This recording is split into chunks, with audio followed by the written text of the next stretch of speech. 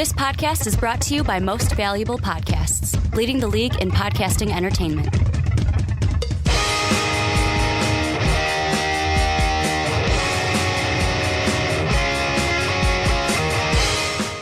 What's up, everybody? Ricky Widmer here, along with the one, the only, that's not what I do. Dub them ease. that is Brandon's thing, okay. I'm gonna get it this time. I'm like, this is not the Primetime Podcast. Nope, we're talking about real football. What's up, everybody? Ricky Widmer here, along with the Mark Weber. Dub them ease. And we are back for another edition of the Onside Kick here on Most Valuable Podcast. If you're on YouTube, hello. It is great to see your faces clearer than we usually do since we got the new camera. And if you're on Blog Talk Radio, iTunes, or Stitcher, it is great to be talking into your ears or ear holes, as some people may Also say. a little bit clearer thanks to the new camera. Thanks to the new camera, you can now hear us better as well. But thank you guys for joining us today. And Mark, we're going to continue our kind of preview journey through the NFL, and the thing that people might notice about this week is, oh, guys, you've been doing an AFC, NFC kind of a trend. Alphabetical.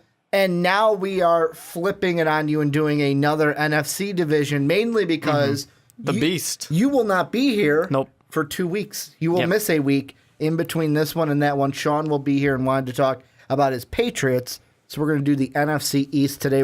He likes that team for some reason. Yeah, he does. I mean, Super Bowl champions, I guess they're pretty good. But we're going to be talking about the Eagles, the Redskins, the Giants, the Cowboys, and we're going to start, let's get right into it. Let's start with the Eagles. And the thing I want to start with here is something Dave and I talked on a previous podcast about, which is the additions, the two big additions in my mind for this team. Yes, they get Carson Wentz last year, but they went out this offseason, got themselves Alshon Jeffrey and Torrey Smith to go along with Jordan Matthews to be a 1-2-3 starting wide receiver core to give Carson Wentz weapons to throw to. Yeah, which is important because, as anyone in the comment section is going to probably point out, is the fact that Carson Wentz had a really good season. And I know he came off really hot, and we were all really excited, and we were ready to crown his ass. But I had the I told you so's ready. You certainly did. But then he kind of came back down to normalcy a little bit. But he still put up, 3,700 yards last year. He still did a really good job. And who's he throwing the ball to? Not too much out in Philadelphia last year. So, I mean, it's pretty simple. The guy did well with nothing.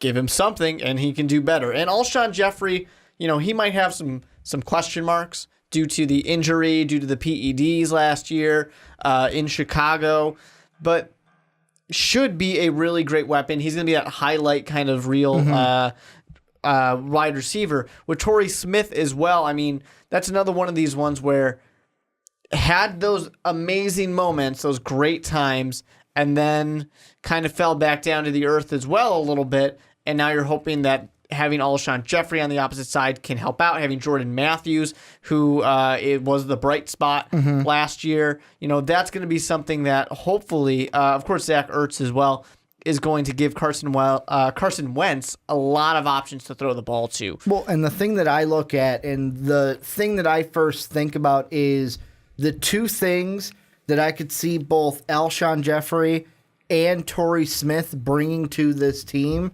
is a deep ball ability. Because we already saw last year, Ertz only had 9 of them, but Jordan Matthews, 13 catches, over 20 yards. He had an average of 11 yards, which was the second highest on the team. Pat Turner, who only had 9 catches, technically had the most, and him and Bryce Treggs. So two guys who didn't qualify for as many receptions as Jordan Matthews did, technically had the better averages, but 11 is the highest for the guys who were the big guys in this receiving core. And I think Alshon Jeffrey and Torrey Smith are going to add some deep ball threat to this offense and kind of let Doug Peterson, let Carson Wentz kind of air it out a little bit, because we saw early on in the games that he had, especially the ones against the Browns, the Bears, and the Steelers, the big thing that I was noticing was, damn, he is slinging that ball, especially that Browns game, that first game of the year when it was like corner of the end zone, got it. Like His first 3 games, he went 5 touchdowns, no INTs, and his lowest QBR was a 58.8 against the Bears on that Monday night game. The highest he had was the 78.9. Now, the season was more than just those 3 games, and we did have games like Cincinnati where Carson Wentz went 1-3, but the future is bright with Carson Wentz. I think he's just going to get better this year, and these additions of the new weapons in the wide receiver core, along with just the offense gelling all together, because Ryan Matthews is still there. You still have Darren Sproles. You still have Wendell Smallwood, who was a nice little speed back in certain situations. This offense is going to be good. It is going to be good for the Eagles. My big question is, can the defense hold up as well? Well, the interesting thing is, immediately with Philadelphia, you want to talk about Alshon. You want to talk about Torrey Smith, Carson Wentz, how he's going to progress into sophomore year here. But the thing that a lot of people are going to overlook is how quickly the Philadelphia Eagles went to address the defense through the draft. Getting Barnett, defensive end, getting 2 corners in the second and the third. So they definitely went out and hoped to kind of address the issues that they had before. So that way, sure, you can have the shootout kind of team, but most teams in the modern era, if they're winning a Super Bowl, it's because they have a defense that can help them out. And that's exactly what Philadelphia needs. And especially when you're going to play, Eli Manning twice a year, you're going to play Dak Kirk Prescott. Cousins, Dak Prescott, and Zeke. You got some deadly offenses that you have to face. Now, the advantage is, which one of these teams is known for defense? None of them right now. So, of course, New York kind of bought a nice defense last year, but it didn't perform as well as people had hoped, of course. So Philadelphia, if you can be the team that gets that defense, you can kind of take a lot of ground in this division, which is still up for grabs. Well, and the thing that I like, if I'm an Eagles fan coming into this season, the thing that I am kind of optimistic about is you look at 1, 2, I'm going to say 3, 4, 5, 6 games. 6 of your losses that you had last season, 1-score games.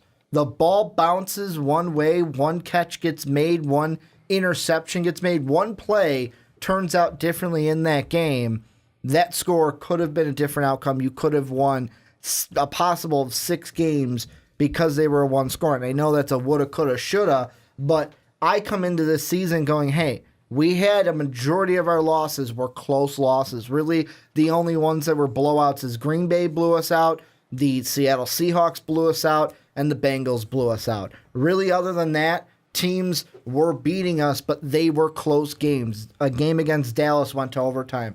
Both games against Washington were 1-score games. Those divisional games that you look to, even the loss, the only one they had to the Giants in New York was a close game. So that's the thing that I think this team needs to work on more, but I'm not sure with last year, was it because you had the rookie quarterback? And like I said, those first 3 games before the bye, bingo, bango, bongo, he was looking really good. Then we kind of saw the rest of the season, the rookie quarterback go through the rookieisms. Or was it the defense where it was like, man, if we didn't give up that 1 score, but I look at the scores and it's like most of them are under 30. Most of them are just in the 27 to 24 range. Yeah. And it can go either way. It really can. You can try and blame the defense and say, hey, you guys should have made 1 more stop. You can try and blame the quarterback and say, you should have made 1 more throw. Wide receivers, you should have made 1 more catch. It doesn't matter. Anybody can be blamed to try and get 1 more. When you're looking at last year, what they really need to say now is they've found their identity. It's Carson Wentz. It's these deep threats. It's these highlight reel type of wide receivers that they've went and got. Now they need the defense that's going to step up. And, they're competing with one of the better defenses. And like I said, I think people expected the world out of the New York Giants defense. So it was going to underperform compared to a lot of expectations, but still a great defense that they had, probably top 10 defense in the NFL. So you're going to have to compete with that. You're going to have to be that level of defense so that way you can be the team that takes down the Cowboys, the Giants, the Redskins, because everybody's competing in this division. If it wasn't for the, all-out Dallas Cowboys last year, everybody was in the thick Dallas of it. Cowboys last year. Everyone was in the thick of it for this division. I mean, your worst team is a 7-9 team.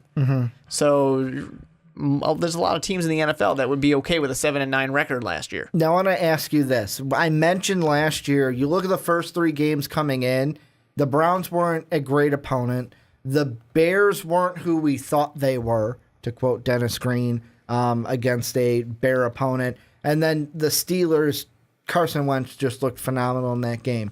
The big difference just in the first 3 games from last year to this year, you're starting on the road first 2 games, and then you get your first home game. But those games on the road at Washington, and guess what? Kirk Cousins is in a contract year because he's not going to get a franchise tag again after this year. He's in a contract year right now. You have Kansas City, which is a solid team from the AFC, and you got to go to Arrowhead, one of the loudest, if not the loudest stadiums to play in the NFL, if not of all of sports. And then you get to come home, but oh wait, you get the new and improved New York Giants, who added players of their own, former Chicago Bears of their own as well. I look at just this top 3, and I go, I am not as positive that this team starts 3-0 like they did last year. It's not like it's, the season's over, we started 1-2 or 2-1, but you're going to have a little bit of a harder schedule this year than you did last year. Yeah, it'll be tough for sure. And part of that's just going to be that teams have had a whole year to prepare for Carson Wentz. And, it's not like Torrey Smith is a new wide receiver. It's not like Alshon is new to the NFL.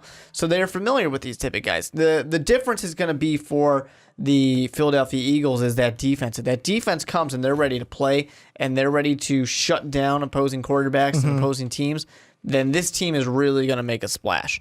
Not that the offense can't be out there making the splash as well, but if this defense comes to play, if this defense is going to be a team that, is improving upon that points against, which was already 20 points against last season, that's definitely good, but you bring that down even more, this defense is going to be an elite defense in the NFL. And you can tell that they're going for it by getting a pass rusher, by getting 2 corners to kind of shore up and stop the passing game. And what I find humorous about that is I know the depth charts aren't finalized, but even early on, and I'm looking at ourlads.com for their depth charts, like right now, Derek Barnett is technically the 3rd right defensive end behind Chris Long, behind Vinny Curry. And then you look at guys like Sidney Jones, who you mentioned. Technically right now, they have him as a 3rd string wide receiver behind Gratz and Mills, and also Douglas, who they drafted as well in the 3rd round, behind Robinson, behind Brooks. So these rookies aren't going to be expected to be just thrown into the fire right away, because I look at it, you got Chris Long on one side, who had come from a great culture and a great organization in the Patriots. Brandon Graham isn't that bad on the other side, and I know Eagle fans are going to get mad at me for saying, well, he's not that bad, but, I mean, you've got guys on this defense, Fletcher Cox, Timmy Jernigan. You have guys on this team, on this defense, to where the rookies coming in don't have to do too much. They can just come in, find where they're going to contribute, and contribute in that way to help this team get to the playoffs. And it's not like the defense was... have success. Yeah, it's not like the defense was bad last year. But the thing was, this whole division, the Giants are in the lead here, is that you have a lot of good, kind of middle-of-the-road to slightly above average defenses that can take that next step forward. The problem for all these teams is that this is such an offensive-minded division right now with Kirk Cousins, with Dak Prescott, and Ezekiel Elliott. Of course, you have Eli Manning out there. Kirk Cousins, you have all these guys who are very, let's throw the ball all over some people, and then, of course, Zeke's out there running the ball on people. If somebody can just step that defense up and shut down some of these teams, Why did the New York Giants have the number on the Dallas Cowboys? Defense. They were able to defensively stop that powered offense. The one thing I do have to mention, yes, they had the defense, but I have to throw it out there. If Williams did run out of bounds in week 1, the Giants would have beat him, but would have lost week 1. So I got to throw that out there, even though I'm happy the Cowboys lost that week 1 matchup. Yeah, you didn't like Dak. Well, I didn't like Dak last year, even though when we were talking about draft coming into last year, who did I say he was a great fit for? The Dallas Cowboys. So it's just one of those until the things hype came, and then you were I'm anti-hype. Like, whoa, let's not get ahead of ourselves. But now it's like, okay, he proved himself last year. He deserves it coming in. But to me, one of the big things that I am looking at, and one of the guys that I am looking at to have, like, he needs to have success. And I know it's like it's an entire unit thing for this player, but Lane Johnson, he's got to have success in this team. And this offensive line has to be able to protect Wentz because, like you said, they have the defense. They also brought in 2 guys that we haven't mentioned. Yeah, they still have Ryan Matthews, and I mentioned Sproles and Smallwood are still there, but they drafted a guy and brought in a guy who can help in the ground and pound it in Donnell Pumphrey, who has a record. I want to say it's the rushing yards record for all of college football last year. And then they also bring in LeGarrette Blount, who got himself a ring from the New England Patriots and now finds himself in Philly. So you also add that to the run game to help Carson Wentz. I think this season for the Eagles is going to come down to 2 things. Number 1, how well does your defense play? Number 2, how do the new weapons that you put around Carson Wentz help him put points on the board? Yeah. And it's going to be smart decisions, too, because the rookie quarterback going into his sophomore year, I mean, he threw 14 interceptions last year, and you got to see that come down. You got to see smarter decisions, and it's going to be a hell of a lot easier when you have some of the better you have better weapons out there to throw the ball to. Alshon Jeffrey, not far removed from being thought of as a top elite wide receiver. And he's going to, of course, perform best when he's got guys with him. Of course, the problem that you got to be a little concerned with, Torrey Smith, definitely on the decline in his production. And that's why I said out of the wide receivers when I was like, oh, they should come in and be able to help with the deep ball. Alshon Jeffrey, I say yes. Torrey Smith, I sit there and go, you're hoping so. You're hoping so. You're not getting the Baltimore Raven Torrey Smith. You want to see that, but right now I'm not confident you're going to see that. You're going to see a better version of what he was with the Niners, but not quite Ravens version. But if he's got some help from Matthews, from Ertz, from Jeffrey, he might get back towards that Baltimore Raven Torrey Smith that everyone fell in love with. I will say, out of all that, I know this is going to sound like a slap in the face to the rest of the teams in this division, but looking at each one, I think the one that has the most promise, I'm going to say, promise as being like improvement for this year, I look at the Eagles. The sky is the limit for this Eagles team because of what they did in the offseason, and they got so much better this upcoming season. But before we move on to the Redskins, anything that you think we missed or you think we need to touch on before we move on? No, I mean, I definitely think that the Eagles' offense is where people are looking, but that defense, like I said, an above-average defense, but has room to kind of take over. What I would love to see out of the Philadelphia Eagles is increase their turnovers, because they weren't far from leading the NFL in interceptions, takeaways. The problem was just that they also were giving the ball away as well. So fix that differential, and that's going to do a lot for this team. Well, this is where we're going to flip the conversation onto you guys. Let us know down below in the description, what do you guys think? How are the Eagles going to do? What do you think of the new pieces, the new toys that Carson Wentz gets to play with this season? And then just your overall thoughts for this team heading into the 2017 season. But Mark, let's move on into our next team, which will be the only other team from this division not to make the playoffs, as the top 2 teams were both playoff teams in 2016. Well, you could technically say 2017, but the 2016 season. But we're going to look at the Washington Redskins. And there's two things that I want to start with this team. And the first thing is, yes, we have until July 17th for a deal to get done. But the big question is, will this be a contract year for Kirk Cousins? So I want to start with this preview with a question for you. All right. Do the Redskins and Kirk Cousins strike a deal by the July 17th deadline to get an extension done? No, because I think I've said this before on the podcast, that the Washington Redskins will do anything they can to effectively fuck up this Kirk Cousins situation. They are trying so damn hard to do it. I mean, the man throws 4,100 yards and like, yeah, but do it again. So he throws 4,900 yards, and they're like, yeah, but do it again. Do it again.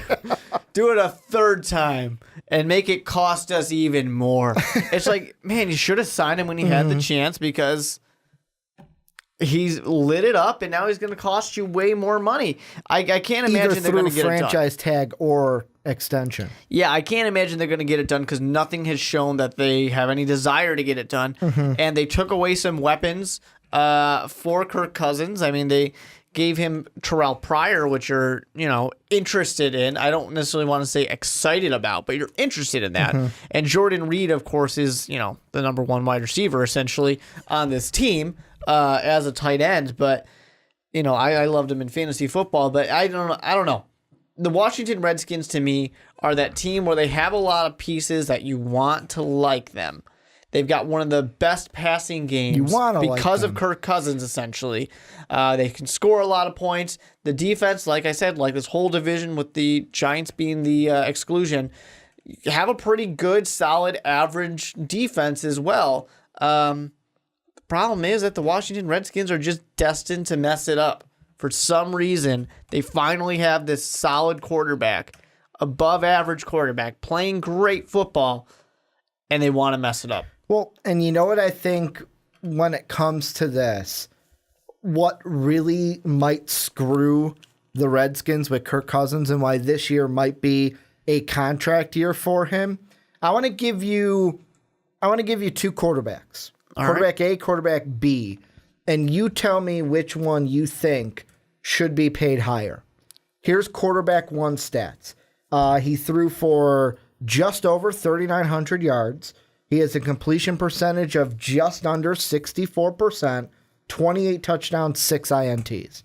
Quarterback B threw for just over 4,900 yards, a completion percentage of exactly 67%, 25 touchdowns, 12 INTs. Which quarterback are you giving the bigger contract to? Well, as much as I enjoy the lower interception count, I love those yards. And I know who it is. Do you know who it is? It's Kirk Cousins. Who was the first quarterback?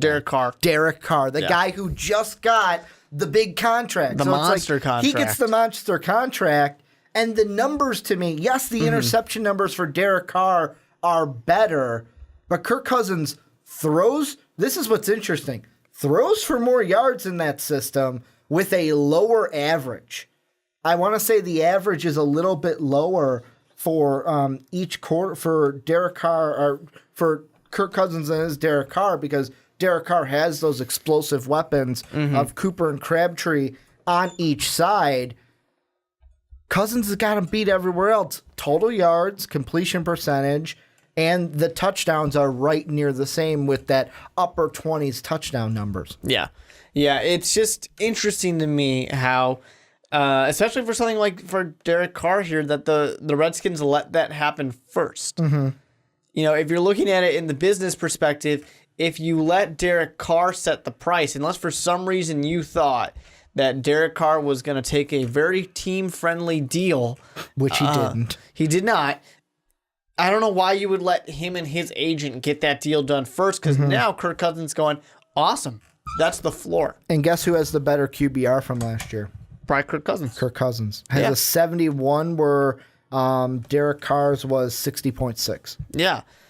It's so interesting to me to watch this team who needed a quarterback for so long and traded the world for a quarterback second overall that did not work. because of injury, but did not work, and other drama on the team. And now they have Kirk Cousins, who rose up to the challenge and is saying, I'm ready for it. All you got to do is make that commitment. And they refuse to do it. The one thing I will say, though, about this Redskin team, they are trying to do a similar, not the exact same way, but similarly put more weapons around Kirk Cousins to hope that he stays. You still got Jamison Crowder. You still got Josh Doxson, who they drafted 2 drafts ago. But they bring into the wide receiver core Terrell Pryor coming over from Cleveland. That's a huge addition. Plus a guy that they drafted out of Oklahoma in the 4th round, I want to say, Samaje Perine. They're already talking about, like, there have been reports that I've seen that not only are they saying Perine might be a solid contributor along with Rob Kelly, but he might win the starting job when we get to training camp and be the starting running back for the Redskins his rookie year. The one thing I want to say, with Terrell Pryor, I know we're all excited to see him, and he put up some numbers in Cleveland. Is it the Kirk Cousins thing of, like, do it again? I feel like Terrell Pryor is we got to see it again. You can have hope. You can have optimistic But he did it with the views. Browns. Yeah, but the Browns quarterback. Who else were they going to throw to? I know, but, like, Cody Kessler is nowhere near. I like Cody Kessler, but he's nowhere near where Kirk Cousins is. If Kirk Cousins finds him a lot, he could have more yards than he did last year, and that's even astronomical to think about. You hope. I mean, Kirk Cousins has more options. He's got more weapons out there. He's going to throw whoever's open. Exactly. Where Terrell Pryor essentially was the only option. I mean, we're not talking about fantasy football today, but that is kind of the warning, for somebody who's thinking about Terrell Pryor as the number 1 wide receiver off the board, because people are thinking about it. Maybe you hold off because Kirk Cousins has a lot of options. Cleveland only had only had Terrell. So I'm interested to see that. I don't necessarily fully believe he's going to be the number 1 wide receiver. Does he have the potential to be? Sure. But I do want to see a little bit more on a different team here. Now, let me ask you this. 2 receivers that we talked about were the thing that is the big difference between the Redskins and the Eagles. Because like I said, Redskins trying to put pieces around Kirk Cousins to help him succeed. But there might be Redskin fans that are either thinking or have already commented, probably have already commented that, of course, guys, you're forgetting we had Pierre Garçon, who led the team with 1,041 yards, and we had Deshaun Jackson, who was second on the team with just over 1,000 yards, 1,000-yard wide receivers. And now their top 3 is Terrell Pryor, who had a really good year in Cleveland, but like you said, he's coming over. Is it a flash in the pan? Is it a flash in the pan season? And then your other 2 top receivers are Jamison Crowder, who had 847 yards last year, and Josh Doxson, who was injured for most of the year, only had 7 targets and had 66 yards on 2 catches. They got 2 wide receivers with the last name Quick.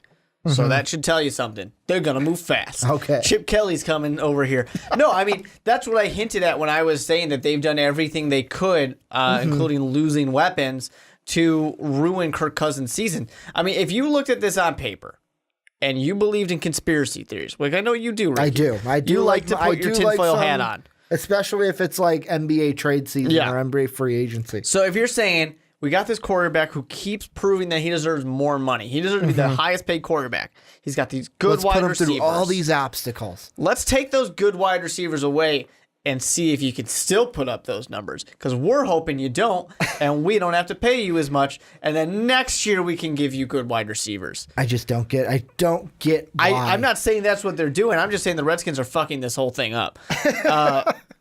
So badly. They really are. I can at least give the benefit of the doubt for the first year not paying him because Kirk Cousins, when he had his opportunities, he didn't take them before. Now he suddenly did. But you know what? He's a late bloomer. Took him a little bit to really get comfortable, and now he is, and now he's going to take the world over by storm. But anyways, with those weapons being gone, yeah, it's just another head scratcher of like, man, Washington, you are not doing something right. Terrell Pryor is a great addition, and it makes sense. It definitely does. We'll see what happens. Well, and the thing that I look at is I just flipped over to the schedule, and the Redskins last season lost against Pittsburgh, lost to the Cowboys, then went on their 4-game winning streak against teams like the Eagles, like Baltimore, like New York, like Cleveland.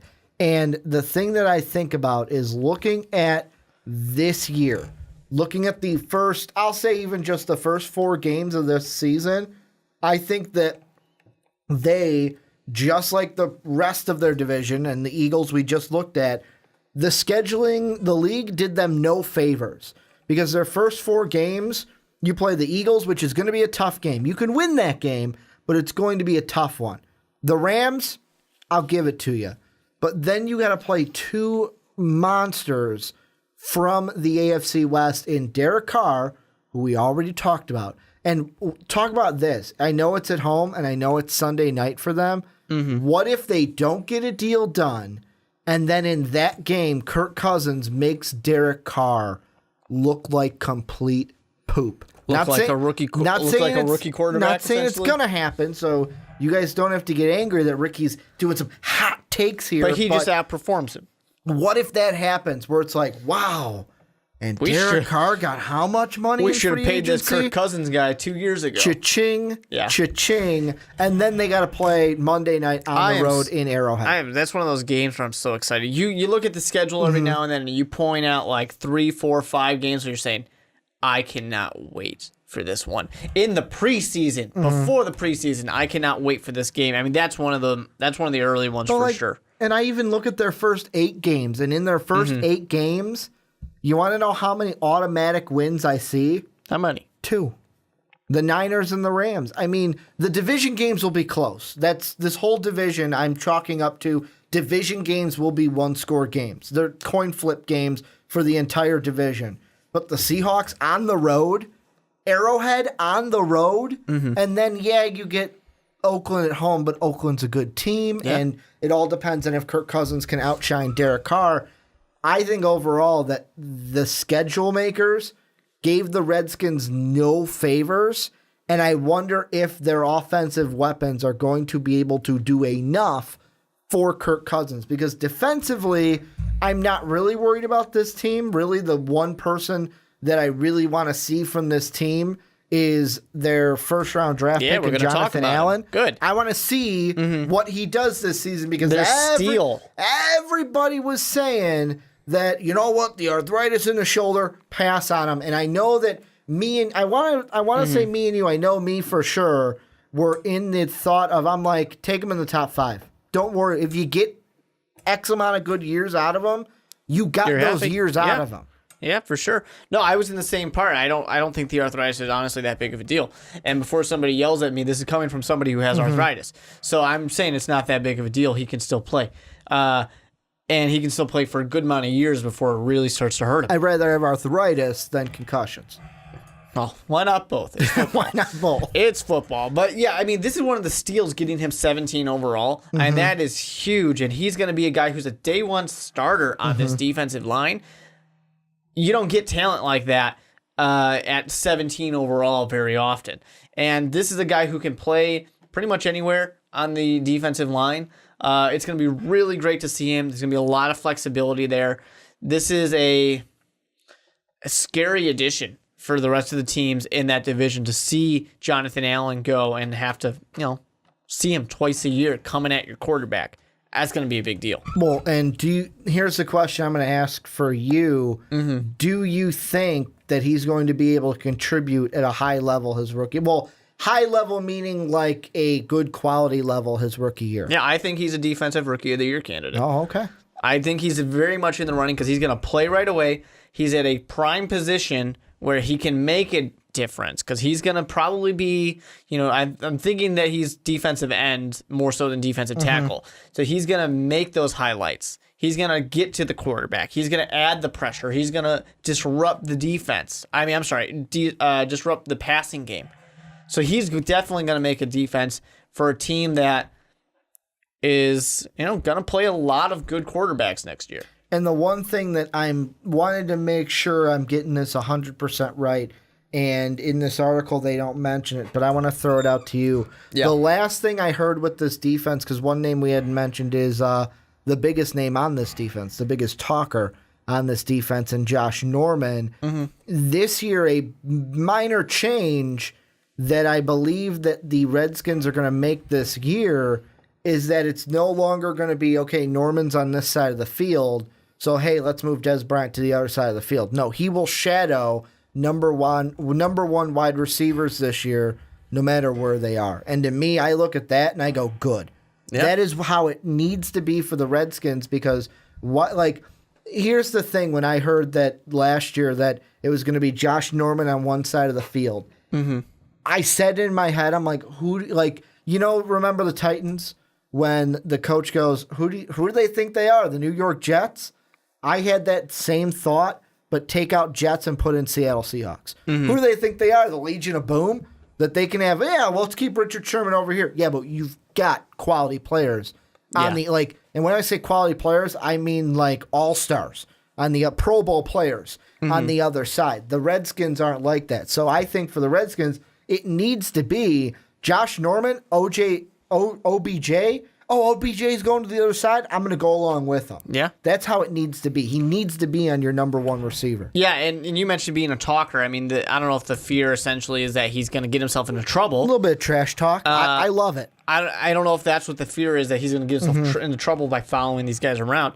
I don't know, but, it's not necessarily a bad thing to be chipping away at them and kind of riling them up a little bit, make them make that mistake if you can keep yourself controlled. And the one I look at is OBJ. And the reason why I bring him up is because these two have a past. They have a past, and especially look at OBJ last year. We see that he wasn't emotionally stable through last year, kicking the kicking net, making up with the kicking net, having Eli call him out after the playoff game against the Packers. I can't remember if it was throwing his helmet. I believe he headbutt a locker in the locker room, but something where he damaged a locker after that playoff game because he was upset in his performance. I look at that on top of the previous time when Norman was in Carolina and a little bit of fisticuffs were thrown, and there was a mention of a metal bat on the sideline in that game. I look at that, and if I am the Redskins, I go, be on him. And you know what? Chirp a little bit.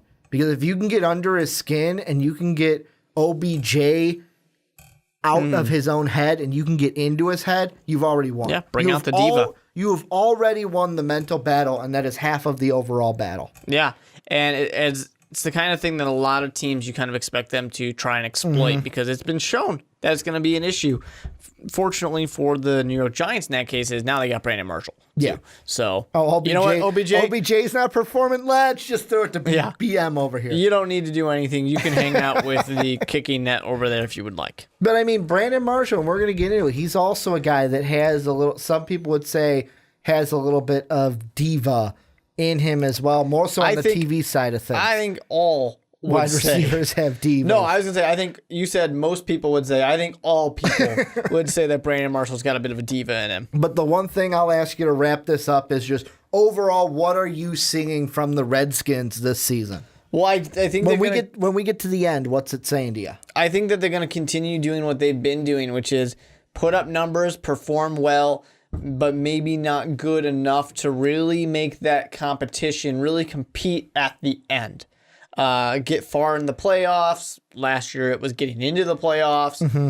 You got a really tough division. So it's not going to be easy.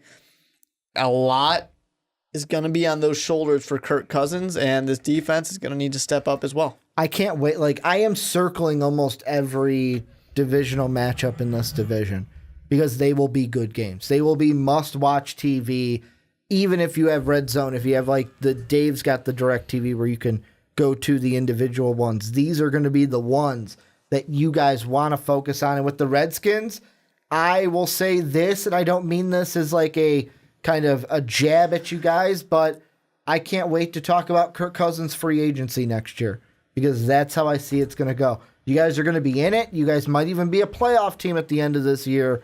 but I don't think a contract gets done by July 17th. And I think that because of that, Kirk Cousins will not only hit free agency after this year, but he will walk. And Mark, I'm not even like, I will do it.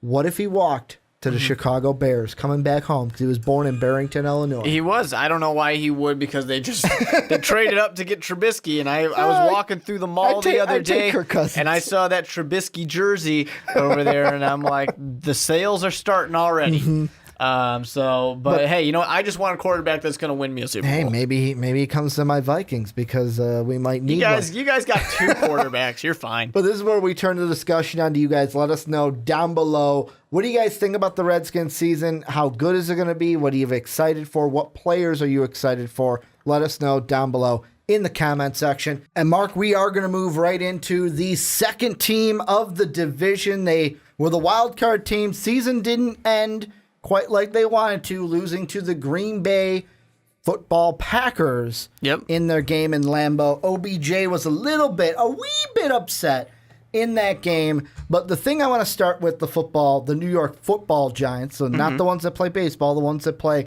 football, is a guy that we mentioned in the Redskin preview, and that is Brandon Marshall.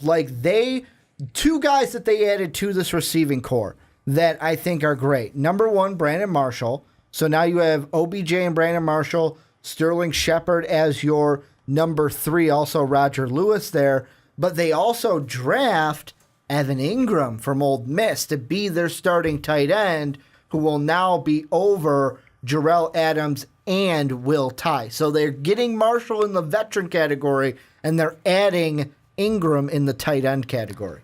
So they definitely are kind of making that splash. I think they saw last year that if OBJ isn't having a good game out there, they're screwed. Yeah, I mean, and Sterling Shepard did great. We're not going to take anything away from him. He was a very nice, pleasant surprise. But the thing for this team is they saw that we have this high-powered, well, it's supposed to be a high-powered offense with Ben McAdoo. We got Eli Manning, who's, very good quarterback, won himself a couple Super Bowls. Some would say very fluky, but he's won a couple Super Bowls. That's what matters. And that the New England Patriots just might be in a Super Bowl again this year, so you can win if you play the Patriots. Yeah. But anyways, you got this walking highlight reel that is Odell. You now want to get a very reliable, safe weapon that is Brandon Marshall, who can still take it deep, who can just reach above the defender. Sterling Shepard there, you get the tight end. This is doing a lot, and this is a team that also went out and tried to find some running help as well at the running back position. So this is a team that's saying, we got the defense, we've got pieces on offense, we just need a couple more, and then we can really find our way and maybe get another Super Bowl. Well, and I'm going to ask you a question that right now I'm looking at from Big Blue View, and that is the Giants SB Nation site. They have an article up where it's previewing the 90-man roster, and they have a question. And I'm going to just ask you this question, see what you think. All right. Can Paul Perkins carry the load for New York? Because he was the guy late last year that we saw. It was the last 4 games of the season. He got 15, 11, 15, and 21 attempts in those games. That last game against the Redskins on New Year's Day, had the over 100-yard game in that final game. Right now, he's listed as the number 1. Can he carry the load for the Giants in the backfield? Well, I don't expect anybody to be carrying the load. I do expect a little bit more running back by committee. He probably will get the most carries because he performed well at the end. But really, nothing about this running game was that great last year, or even really good last year, if we're going to be completely honest. This team just overall did not score points. Whether it was Eli Manning, whether it was Odell and Shepard, whether it's the run game, nobody was performing at the level they should and they need to perform at for this team to be the Super Bowl contender that they were put on paper to be. They are supposed to be a Super Bowl contender, and they definitely didn't put up what they needed to. Eli Manning's got to bounce back after a rough year. one of the worst running games last year, needs to come back strong. And this team just didn't score very many points last year. I mean, it really comes down to being that simple. Which you don't score points, you don't win. Thank you, John Madden. Which I know people are going to say, but guys, this was a team that only lost 5 games last year. But if I'm looking at their wins, I'm going to just run through their win totals of just their wins. You ready for it? Let's do 20-19. Okay. 16-13. 27-23. 17-10. 28-23. 21-20. 22-16. 27-13. 10-7, 17-6, 19-10. You know what that tells me? Your defense was pretty damn good last year. They were. Your defense was, as we would say in Jim Rome sayings, phenomenal. That's what your defense was. If your offense could put up more points, you might have been able to get it when the defense could not get it done, because Aaron Rodgers kind of went off. Like when the Packers score 38 points on you and Rodgers works his Hail Mary magic, I kind of look at that and go, he got the better of you. He's got the better of you. And that wasn't the only time that Aaron Rodgers, that postseason, worked some Hail Mary-esque magic. Yeah. He did it against your rival in the Cowboys as well. And to me, this team was so hyped offensively with this Ben McAdoo offense. That was a huge deal. I mean, getting rid of Tom Coughlin for Ben McAdoo to rise up and lead Eli Manning to his promised land for the 3rd time, it was supposed to be a slam dunk. It was supposed to be easy.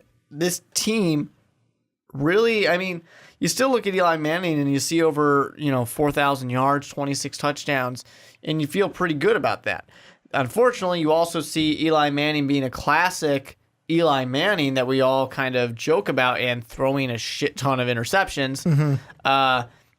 And, part of you is going to say that's what the guy does. He's going to throw, 15, 16 interceptions in a year. But that's not good enough. I mean, he's got to do better than that. I mean, Eli Manning has only once thrown less than 10 interceptions in a season, and that was his rookie year, only playing 9 games.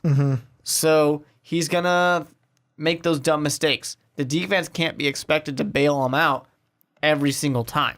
Let me put it this way, and for the other teams that we've had, I've mentioned the schedule coming in, especially the early schedule coming into this year. I look at their first 7 games, Mark, and I can visualize a 5-2 start potentially for this team. To me, the only tough games are at Dallas week 1, home against Seattle in week 7. With that Philly game being the Philly and Tampa are like, okay, those might be, I think they can beat Detroit on Monday night, although Detroit has surprised me in the past. And then the Chargers and Denver, I'm not really that worried about if I am the Giants. This team, if they want to do well this season, to me, has to be 5-2 or better in their first 7 games. Because I look at those first 7, how many divisional games do they have? 2.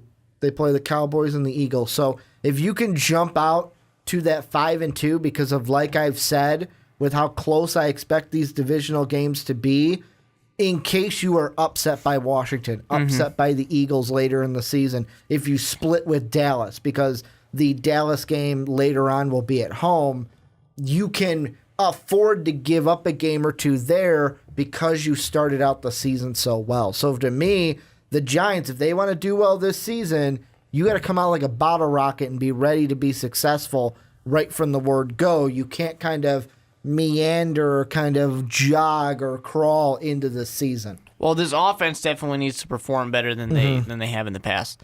And last year's just seemed kind of like a slump, because the 2 years before that, Eli Manning's had this offense with Ben McAdoo running phenomenally.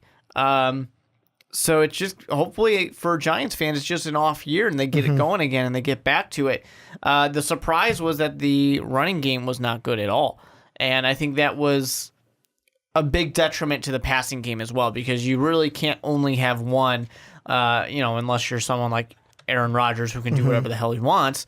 You can't only have one. You really do need to have both working well, or at least one of them working average for the other one to work great. And this team, if they want to compete, because we've been saying it all night. Well, your goal is podcast, to beat everyone is going to be good this in this division. Your goal is to beat the Cowboys, and by beat the Cowboys, I mean, well, you already did that last year. Finish ahead of them. And I'm going to ask you this question: at the end of the year, what is the percentage that you see the Giants winning this division over the Dallas Cowboys? Because let's be honest, I know we're not giving our predictions until later this offseason, but let's be completely honest. Neither of us are probably going to pick the Redskins and the Eagles fans to win the division. We're not going to pick those two teams to win the division. They could. They have a possibility. Everyone has a chance. But I don't think neither you or I are actually going to push that button. What's the percentage that the Giants dethrone Dak and Zeke this year? Well, I liked the Giants last year, and I like them again this year. I think that the problem was really just the run game not performing at all led to a lot of issues on the offense. And then the offense also found that they need another weapon out there to complement Odell. So I think they did a lot of fixing what was wrong in the offseason. It's just a matter of seeing if it performs in the regular season. Fortunately for them, Brandon Marshall's always good the first year he's on a team. So they got that going for him. I definitely think they have a strong chance. I mean, I think a lot of it's going to come more down to Dallas coming back down to earth a little bit than the New York Giants completely unseating them, because 11-5 is a great record. I give like a 60% chance. I'm not super sold on it, but I'm leaning more towards it happening than it not happening. The one player that I look at, and it's basically from the point that you said where last year was the running game didn't do enough, I come into this season thinking almost the same thing. I don't think Paul Perkins can be the one to carry the load this season. It has to be a committee thing. I don't think Shane Vereen is a guy for the answer either, but one guy I'm going to be excited for this season to see how he plays is a rookie. Of course, Ricky always likes his rookies on teams, but I look at Wayne Gallman, the running back from Clemson, and I look at him and I go, I want to see, A, how you transfer to the NFL, but number two, is this going to be your rookie year where you, at the end of it, we say, okay, they got something special in Wayne Gallman? Or are they going to say, well, fuck that, we had no running back that could help us, let's go into free agency and grab one? Because they were in the running for Adrian Peterson. They were trying to court Adrian Peterson to their team, and if Adrian Peterson came over to them, I would stamp it, put it in the mail, kiss of death right now. That's what I would have done. I would have kiss of death them right now if they had Adrian Peterson on their team, because on paper, it would be a Super Bowl team to me. Yeah, and for those of you that means Ricky thinks they're going to win the Super Bowl. Yeah, for those of you who are new to the podcast, my kiss of death, whoever I pick to win the Super Bowl does terribly. It was last year's kiss of death was the Cardinals, and I want to say the year before that was the Cowboys. So those were my last two kisses of death. You also had the Chicago Bears. The Bears. Yeah. And that didn't work out well. I had Bears Patriots that year, whatever year that was. But I also had the Ravens going far as well. But I would have, if Adrian Peterson would have signed with them, I would have sent it in the mail, kiss of death. I'm sorry, Giants fans. But they don't have that. So I think this season's going to be... There's still a chance. But I think this season's going to come down to, hey, you know what? We didn't have a running game. We need to get somebody who's experienced, because drafting guys, unless we're getting someone early on like the Cowboys did with Zeke, which they're not going to have because they're going to do well and make the playoffs this year. Spoiler alert, they're not going to have a high draft pick to do so. Yeah, I completely agree. Unless they get one of those guys who's a steal, because the big thing they always talk about with a running back is you can get somebody later. You can get somebody later who's going to perform well. Jordan Howard was second best rookie running back last year behind Zeke, who was a phenomenal running back last year. And, not a first-round guy. So you can get somebody later. That's okay. You can pull it off. Is Wayne Gallman that guy? I don't know, because there's a huge mess of running backs here. I kind of want him to be. I do, because it's one of those things where I look at it and I like Wayne Gallman last year for Clemson, and I kind of, maybe it's just me pulling for him this year in the kind of crop of running backs that we see when it comes to the Giants and what they are. But kind of the last thing I am thinking about for this kind of preview is we asked the question of, can they dethrone the Cowboys? The last thing I will ask you is, this year, let's say, based off of, because our predictions could be anything, let's say they do make the playoffs. Mm-hmm. If they make the playoffs as the wild card like they did last year, do you see this team being another one and done? Or on paper, because that's all it is right now in the previews, do you see this team with the additions that they made being able to win a game or two, maybe three or four in the playoffs? Yeah, I mean, well, if they can win 4 games, that'd be amazing, right? That's what I'm saying. I think that they... You're getting it, Mark. You're catching I got you. I think this team here on paper, which is, like you're saying, that's all we have right now is the paper. They, without a doubt, are Super Bowl competitors because they've got one of the better defenses. This defense wasn't letting you score points, and that's important because, especially last year, they needed it. If they can get better production in the run game to help the passing game, which they've got awesome weapons, some of the best weapons in the NFL, there's no reason why this team shouldn't give up one of the fewest points and score one of the highest points. It doesn't get any better than that. Well, and the one thing that I have to double check really quick, because I want to say I pseudo-kissed of death this team last year, because we did our playoff predictions for not just the regular season, but we did them before the playoffs. Yeah. I believe in my playoff predictions, my Super Bowl was Giants and Patriots. I think it was. And when the Giants meet the Patriots, who are you going to pick?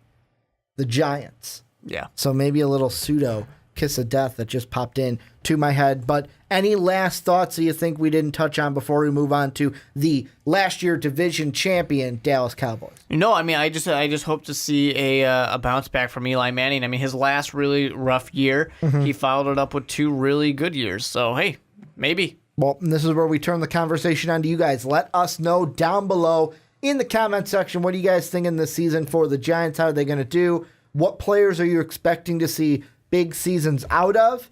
And really for this one, I want to know from Giants fans, what percentage do you put the Giants winning the division over really the Cowboys this year and being the NFC division champions? Let us know down below in the comment section. And Mark, now it is time to end the podcast talking about the team that won the NFC East last year, and we are talking about the Dallas Cowboys. Welcome into Jerry World, everybody. Me and Mark Weber talking about some Dallas Cowboys. No, we're not in Jerry World. We're in the MVP studios. I can't trick you guys. You guys know that we're not in Jerry World. You guys can tell this isn't Jerry money.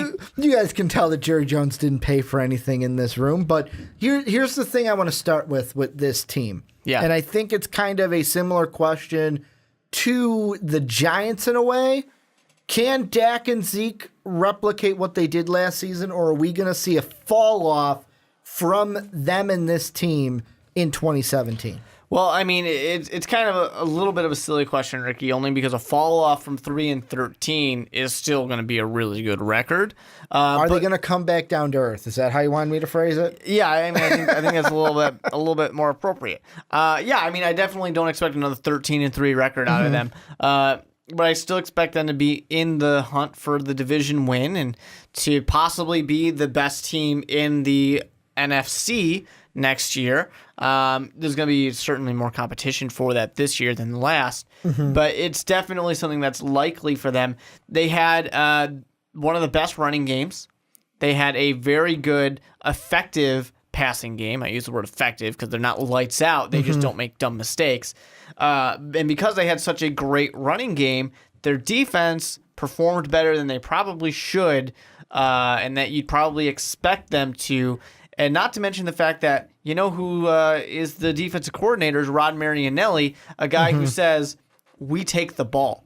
And what did the Dallas Cowboys do very well last year? Force fumbles. Yeah, they took the ball. And the thing that I like defensively is their first 3 picks in the first, second, and third round of this past April's draft, all defense. Late in the first round, taking Taco Charlton. I loved Taco when we were doing our mock drafts. And then also going cornerback with a Woozy out of Colorado. I thought that he might have been able to creep up into the late first as we got closer to the draft. And then also Jordan Lewis, who was also in first round discussions throughout the entire mock draft process. So they really get potentially, depending on who you're talking to mock draft wise, they potentially could get 3 guys that are first round potential in the first 3 rounds to help out that defense. The only thing and the only question I have about this team, because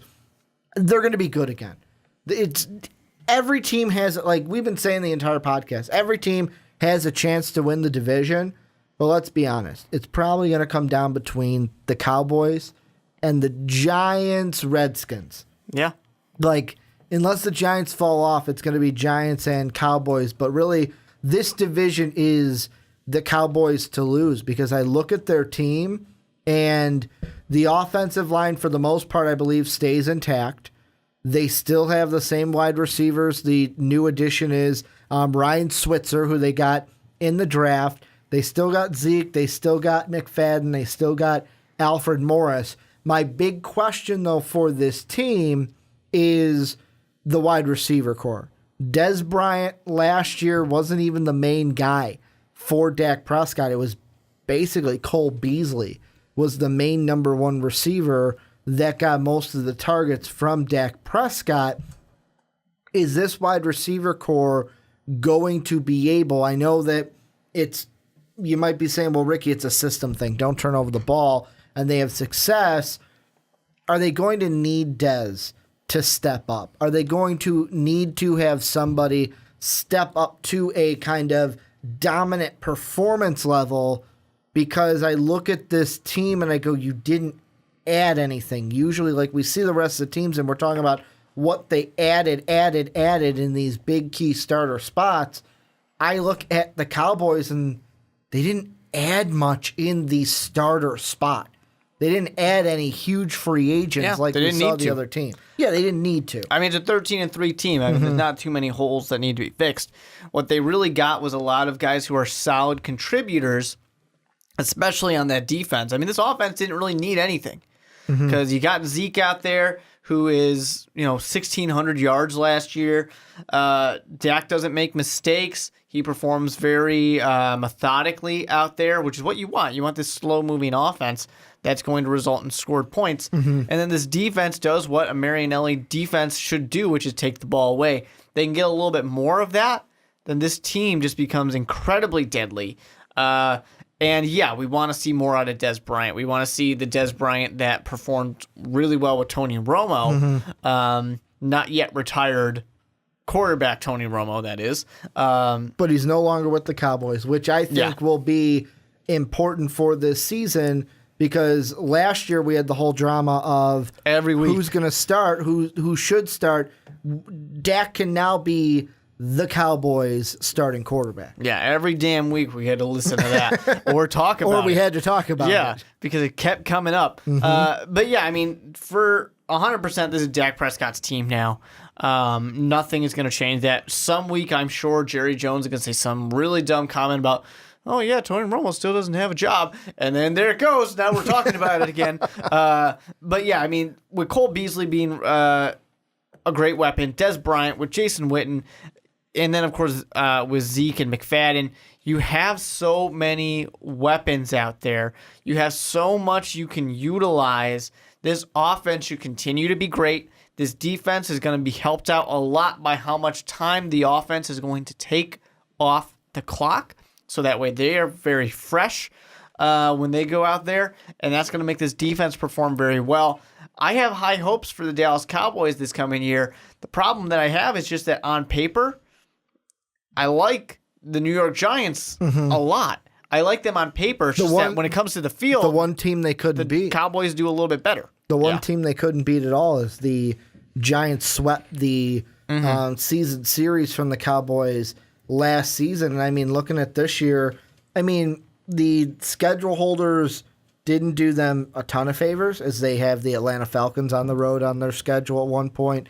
They have a brutal 3-game stretch, week 14 through 16, where not only are you going to New York to play the Giants, then you got to go to Oakland. So you're flying. I know it's not the same as basketball. You have a week between games, but you're basically flying cross country almost. You're flying back to Dallas and then out to Oakland. And then week 16, you got to play the Seattle Seahawks. I mean, nothing is very good about that whole end of the schedule. I mean, I don't know, because once you get past the bye, the only games that are easy are the Niners and the Chargers. Yeah, that's what I was basically going to say, is that you had that Chargers game in there. And I mean, you look at... that's about it. And you look at, besides that, I don't think... Denver, I'm not high on, but they're not a cupcake. Really, the only one out of those first four that's a cupcake is the Rams. Yeah. Depending on how the Cardinals want to do this year. And the big thing is going to be for the Dallas Cowboys is that they have to play Dallas Cowboy football. Slow, methodical, run the ball a lot, make smart decisions, move the chains, keep that defense fresh, keep the other offense off the field, and you're good. I mean, this team scored a lot of points last year. They didn't let teams score points on them. John Madden says that's how you win games. I like John Madden. I mean, it honestly comes to me very simply. This team took the ball away. They gave their offense opportunities. They gave their offense good opportunities with good field. Not a lot of field they had to cover, so they definitely did a lot of favors. I'm going to say this. The schedule makers gave the Cowboys one favor. Do you want to know what that favor was? Sure. From week 11 to week 14. So you got week 11, it's a Sunday night game against Philadelphia. Yeah, you got a Thursday game, so you have a short week. But who's that short week against? The Chargers. Not a tough opponent. Well, I mean, Charger fans are going to get mad at you. Not the toughest of opponents. There are a lot of games that I would put as tougher on this schedule. Then you basically get a week off because your next game's a Thursday night game on NBC on November 30th. It's Thanksgiving game. And then you get a longer week to prepare for the Giants that next week on a Sunday. So basically what they did was they said, well, we gave you a short week, but you get to play the Chargers. Then you get a week off from Thursday to Thursday, and then we'll give you a little bit extra time to prepare for those Giants. That's the only favor I see in this schedule. If you can see it as a favor. It's going to be tough. It certainly will be tough. They have to be on point. Everything's got to perform as well as it can. Otherwise, it's a team that falls into the lowest I think they could fall into is the 9-7 trap. And then they're competing for the wild card. And the only reason is not because Dallas Cowboys are a bad team. It's not because I want to knock anything on this team, because they are probably the most complete team, one of the most complete teams in the NFL. It's just that they have so many difficult teams they got to play. That's really what it comes down to. They're going to play so many difficult teams. And, they could have had an easier NFC North opponent. They could have played the Bears. They could have, don't get mad at me, Lions fans, but they could have played the Lions. No, they got to play the Packers. They got to play, if anybody can dissect. They could have played the Bears. Yeah. If anyone can dissect this defense and just say, you did it last year in the playoffs. I don't care if you're not giving me many opportunities to be on the field, because I'm going to take advantage of my opportunities. Oh, wait, that's Aaron Rodgers. What? Late game situation? Hey, Hail Mary. Oh, there's Jared Cook. What up? He basically says, I don't even care. Let's just do one throw. If I get it in, I win the game. I don't even care. I don't even care. All I need is one throw. But yeah, this season, and the thing that I wanted to bring up, and this is what I've been thinking about this through this entire segment. Out of the two we mentioned earlier, of course, Dak and Zeke are the ones I'm talking about. I want to say out of the two, because like how I mentioned, are they going to take a step back? Are they going to come back down to earth? Out of the two, if you said, Ricky, you've got to pick one, which one do you think is going to have a sophomore slump Between Zeke and Dak, is it stupid to say or is it dumb to say that, you know what? I think Zeke might be one that has a sophomore slump this season, meaning that his productivity and his numbers from last year are a little bit less or significantly less. Well, he was a monster last year. I mean, he was a monster last year. So, I mean, it's a tough thing to say because you have a guy who performed at a very effective but average performance in Dak Prescott, and then an absolute monster that's Ezekiel Elliott. If one of them's going to fall, it's going to be Zeke. Not to say that Dak Prescott can't have the worst season we've ever seen last year. Anything's possible. But the guy just makes smart decisions. I don't expect him to do anything that's going to bring him too far down because he already is basically, down to earth here. It's Zeke that's at that stratosphere type of level. So if anyone has to, it's Zeke. We've already seen, I know that this is different, but I kind of put it in there of we've already seen examples during the offseason of, hey, Zeke, keep a lower profile, man. Keep a lower profile. There have been instances with Zeke where he's in the news for non-football reasons. I know it's nothing as bad as what we're used to talking about. Think 2 years ago with this Cowboy team when we're talking about Greg Hardy and everything. But I still look at it and I wonder if those are indicators of, yeah, maybe Zeke might fall back a little bit. And it might be Dak is still at that stratosphere level, and Zeke kind of fell down because it's like, oh, I'm going to rely more on my... Well, Zeke was never at the stratosphere level. I mean, he got a lot of hype, but he just performed above 1,500 average. yards is pretty good. He performed very above average quarterback. The thing for Zeke was... the thing for Dak is just that he didn't make mistakes. I think that is the big number that I think puts him at the stratosphere level of last year of he didn't turn the ball over. How many games, we were counting games where it's like, wow, he has started the season, what was it, 10, 11 games before he threw an interception? He was doing great. I just think that for me, it's hard. When I think of stratosphere, I'm thinking Aaron Rodgers. I'm thinking Drew Brees, Tom Brady. I'm thinking those guys who are going to put up 5,000 yards and score 40 touchdowns. I'm exaggerating, but you get it. Let's put it this way. One Hail Mary doesn't happen. He's playing in the NFC title game in Dallas, and it's not in Atlanta. Sure. I don't necessarily think that makes a stratosphere quarterback, though. Well, I'm just saying he could maybe have gotten there because if he beats Atlanta, then beats Tom Brady. Yeah. If Dak went on, and I know this is a different conversation that we intended to get into, but if he would have went on to beat Aaron Rodgers, beat Matt Ryan, beat Tom Brady, that would have been great. I think we would, with what we are and society is, we'd crown his ass. It's we definitely would. You're king of the mountaintop. Joe Flacco got crowned when he won a Super Bowl, and it wasn't Joe Flacco's only... Joe Flacco wasn't the only guy on that football field. Yeah. Like Dak Prescott wouldn't have been the only guy. I think Zeke would have gotten himself a lot of hype. And if one of these guys, unless we're playing completely hypothetical here, but if they had won a Super Bowl, I would have fully expected Zeke to be the guy getting that MVP as opposed to Dak, unless Dak went out there and threw 5 touchdowns. Let me ask you this, and this will be kind of my thing to wrap it all up. This is in relation to what I asked you about the Giants. The Giants one was about percentage of can they win the division? Yep. Right now, as we are sitting here, July 3rd, almost July 4th, getting close. What's your percentage that the Cowboys win the Super Bowl in 2018?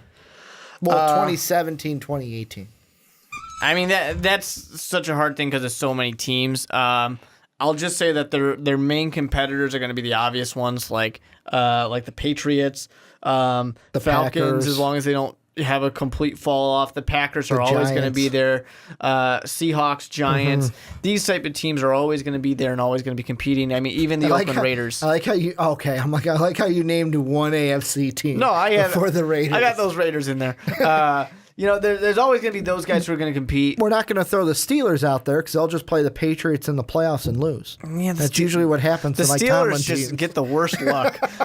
They really do, and it's not even that they get bad calls or anything. It's just that they always run into Tom Brady, and that's just going to bring them down. Belichick. Yeah, and that one time they ran into Aaron Rodgers. So they just run into damn good quarterbacks. Anyways, I sympathize. I sympathize about running into damn good quarterbacks. It's so hard to say a percent that makes sense. I don't think it's likely. You don't think it's likely? I don't think it's likely. I'm going to say at this point, it's got to be at least 70% chance. You're saying a 70% chance that the Dallas Cowboys are going to win the Super Bowl. Mm-hmm. That means all 32 other teams, 30% is divided between all 32 other teams. Okay, 60. I'll bump it down to 40% is divided between all other teams. To me this year, I have, and this will kind of narrow it down for you guys. Uh-huh. I really have like maybe 4 teams that could win the Super Bowl this year. So each of them on average get 10%. Yeah. I mean, to me, the teams that I am looking at right now, and this will be spoiler alert for my prediction, and it could change, but right now, the Cowboys are one. The Patriots are the other, the Falcons, the Packers, and then I'll put, at 6, Seahawks and Raiders. Those, to me, are the ones I'm looking at as my favorites. Your early favorites. To win the Super Bowl. I mean, Chief fans are going to get upset. Bronco fans, Steeler fans will get upset. Maybe even Raven fans because they're kind of excited for this year. But to me, those are the 6 teams. I think that the AFC is a little bit more shut down than the NFC because really, to me, those Patriots are deadly. Like the Patriots, if they get on a roll, they're just going to win the AFC. The NFC, I think that because it's hard for me to look at the Cowboys and I look at them and I go, you played so well last year.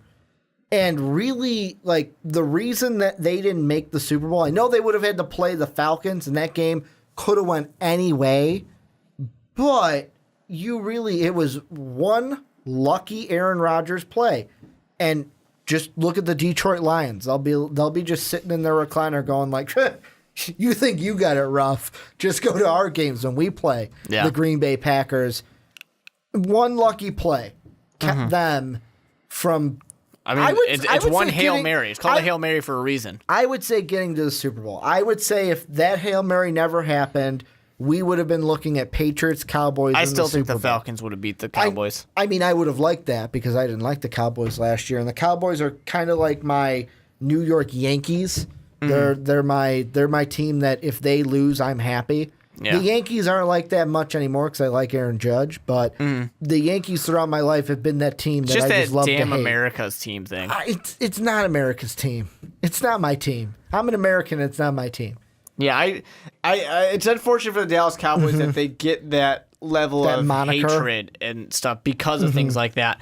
Of course, you know what? I'd rather go to the Dallas Cowboys because if it wasn't them, it'd be the Green Bay Packers. Yeah. I'm a Bears fan, and I can't handle that. I can't handle the Packers being America's team. And before we wrap this up, I just got to say your remark about where you're like, yeah, I know about running into good quarterbacks. The only time Mark's team made it to the Super Bowl in his lifetime, what quarterback did you run into? I don't remember what you're talking about. Peyton Manning. That's who he ran into. I don't remember. Peyton Manning when the Bears lost. I remember one play, and it was a damn good one. Who was that play? Oh, Devin Hester. Oh yeah, Devin Hester. And then first time in history. And then black. And then black from there on out. I'm pretty sure they won. I don't know. Could be wrong. But this is where you guys come in. Let us know down below. What do you guys think about any team in the NFC East? The Cowboys, the Giants, the Redskins. Let us know. Either on Twitter, at Ricky Widmer, at Mark Weber, down below in the comment section. If you're on YouTube, thank you guys for watching. If you're on Blog Talk Radio, thank you guys for giving us the listen and the download. Mark and I will be back in 2 weeks. I will be back next week. Mark, I should have said this at the beginning. A little busy. I am going to say it now for everyone else. Everyone, give Mark a congratulations in the comment section. The next time you guys see his wonderful face, he will be a married man. So give Mark all the love in the world. That's actually why he will not be here next week. He'll be enjoying his honeymoon as Sean and I will preview the AFC East. But I want to thank you guys for checking us out. And as always, have a good day, everybody.